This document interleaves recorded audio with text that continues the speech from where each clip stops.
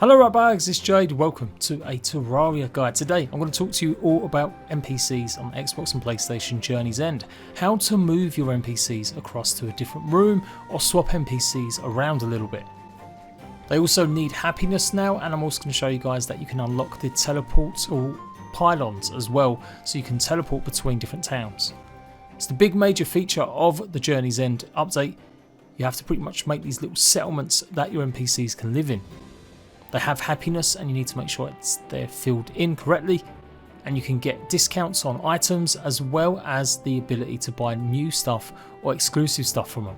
So let's cover the basics, as a lot of you guys have been saying you can't work out how to actually swap your NPCs around. Go to the housing query. You can click on the query button just to see and make sure that some of the rooms have got the right NPCs in them, but they have made it a little bit fiddlier. You can see it says press the triangle button or the Y button on Xbox to go to world. Once you press that button, go ahead and try choosing the room or the building you want him to go in, and it should tell you whether it's occupied or not. And you'll see it's already occupied because I'm obviously putting him in the same home. But what if you want to actually move him and put him closer to other NPCs? Some of the NPCs, they prefer being closer to other named ones, but you won't find that out until a bit later. Generally, whenever an NPC moves in, it's the same requirements as always, but they won't necessarily sell you the best gear or reduce items until you've either moved them next to other NPCs or you moved them actually away from others. So these NPCs all here all really like the forest. So bearing in mind, I did just press the triangle or the Y button if you're on Xbox, and it's still highlighted. I've still got the merchant. Then just go ahead and press the R1 button and you can assign him to whatever building you want. Obviously you do have to make sure the requirements are still there: a chair, a table, a workbench, and some light, and of course the background walls. If you try doing it somewhere else, it'll tell you that something's wrong. You can go ahead and just swap them if you want to too, without pressing any other buttons. Make sure you're still highlighting the NPC you want to swap, and then click on the icon with the R1 and you can go ahead and swap them around. When you're done, just exit out, press the triangle and then the circle button if you're playing on PlayStation. And there you go, you can see I've swapped around my NPCs. I've got my merchant about to come live with me. Now you still need to make sure there's a pathway for them, otherwise it will be pretty difficult.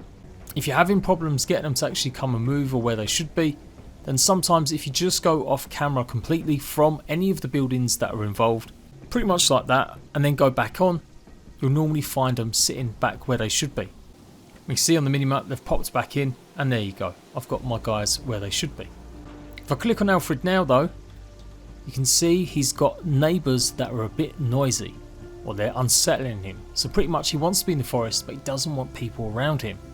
I would say you want to aim to get him a fair distance away, and if you don't do this, you might not have the ability to unlock the pylons, the teleportation devices that you need. There's a certain levels of happiness they all need. There's no actual visual indicator, but pretty much the more dialogue they give you when you click on the happiness icon, the more that you know they're going to be that much happier. So just keep following through the steps, and when they tell you they want to be next to an NPC, make sure you put the NPC next to them. And do the same thing again. I'm going to go to housing, click on Alfred, press the triangle or Y button, and we're going to go back to our little hermit house on top of the mountain. Once we're here, R1 or RB, and you can assign them to the right correct home.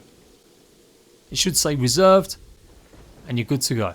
Press the triangle to exit, then the circle to exit the menu like normal, and do the same thing again. Go completely off camera so that the bases aren't showing on the mini-maps.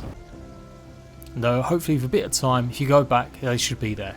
If they're still not spawning, you could go ahead, just do some spelunking and come back, or go ahead and reload your game, but they should appear as soon as you've gone off screen.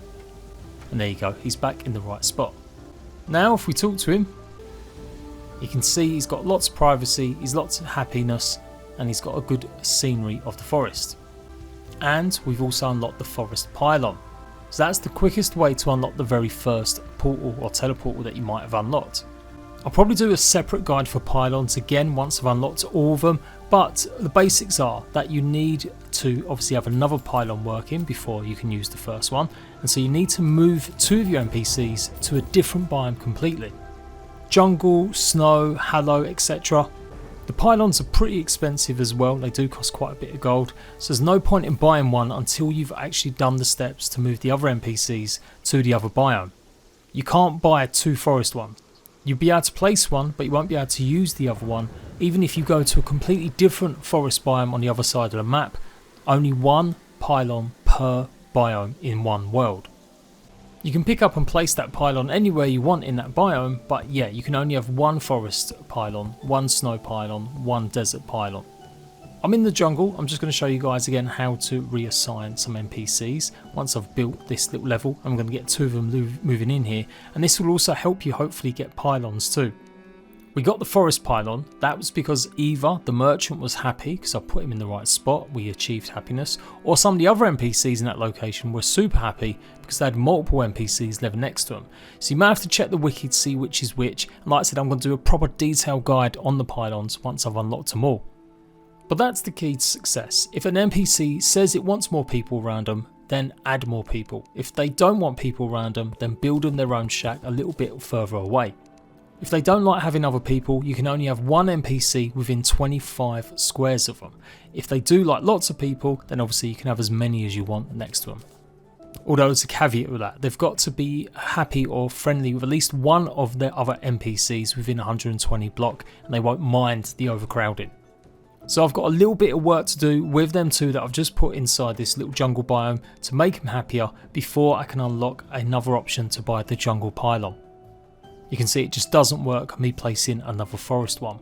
So yeah, don't worry, the guide's coming very soon, look out for it, but that is pretty much it for today's main focus, which is how to rehouse all the different NPCs.